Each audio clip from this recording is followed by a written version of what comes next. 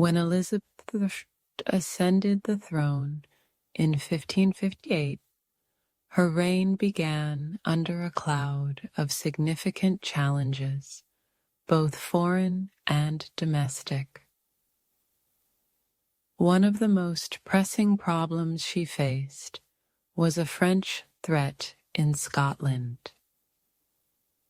At the time, Scotland was ruled by Mary, Queen of Scots, who was married to the French Dauphin, Francis, making Scotland a potential foothold for French influence on the British Isles.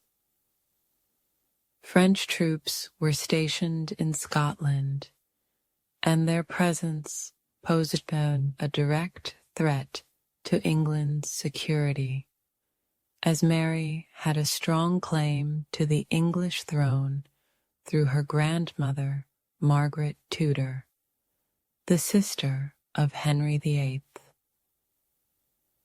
Many Catholics in England and Europe viewed Mary as the legitimate Queen of England, considering Elizabeth to be illegitimate due to the controversial annulment of her father's marriage to Catherine of Aragon.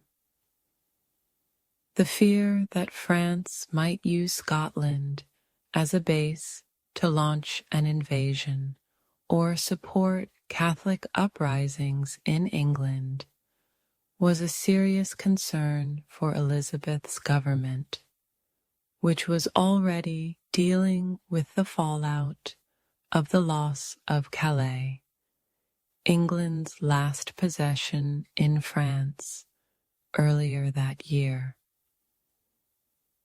At the same time, Elizabeth inherited an English economy that was in a weakened state. Years of war with France, poor harvests, and economic mismanagement during the reigns of her predecessors had left the treasury severely depleted. The crown was deeply in debt, owing vast sums to foreign creditors, and the government had been forced to debase the coinage, reducing the silver content of coins to raise money. This debasement had caused inflation, reducing the value of money and increasing the cost of living for ordinary people. The economic instability made it difficult for Elizabeth to finance her government and military, let alone address the pressing social and economic issues facing the country.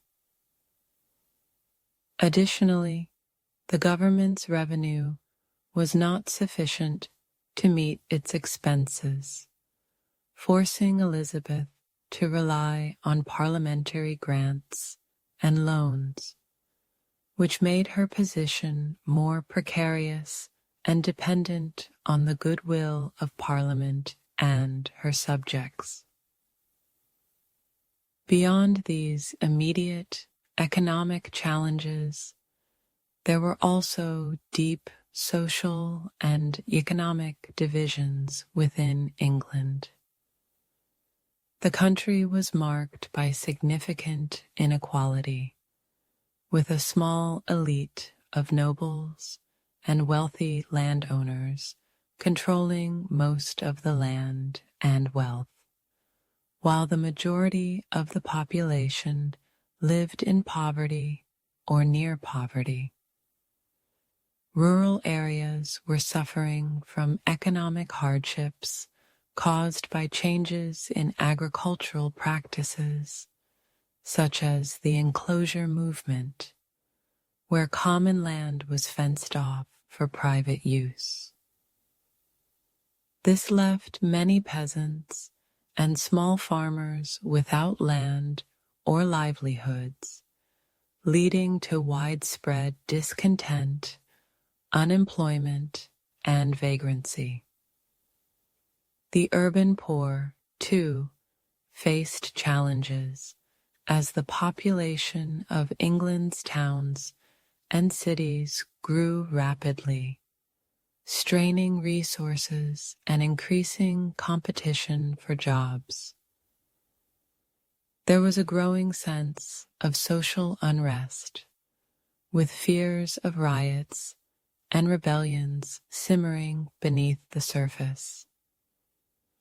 The combination of external threats, economic weakness, and social divisions created a precarious situation at the start of Elizabeth's reign. She needed to secure her position both at home and abroad, restore the economy, and address the grievances of her people, all while navigating the complex political and religious landscape of the time.